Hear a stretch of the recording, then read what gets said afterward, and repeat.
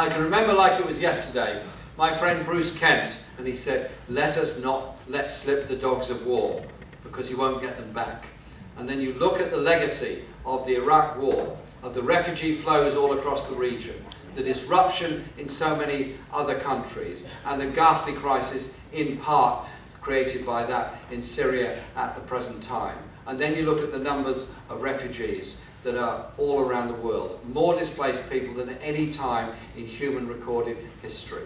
A human crisis in North Africa, there's a human crisis of people dying in the Mediterranean, there's a human crisis of people now in Hungary trying to get on a train in order to get to a place of safety. Germany has taken in a very large number of refugees because they believe they should, because they recognise they have an obligation under the 1951 Geneva Convention to take in asylum seekers, as every other country does. So can I suggest very gently and politely to our Prime Minister, can we have less of this language about swarms and insects, and a bit more language about humanism, humanitarianism, recognising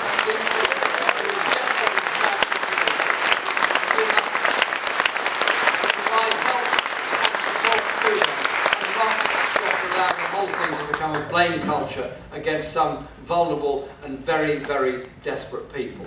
There is a plaque up in Folkestone which says with pride, and quite correctly with pride, about the number of refugees that arrived in Folkestone after the end of the Second World War and made their homes, worked very hard, and have made a fantastic contribution to our society.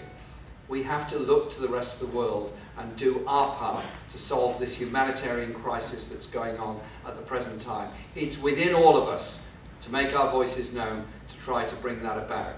That surely is what brings us together as socialists, what brings us together in our party, what brings us together as a decent human community.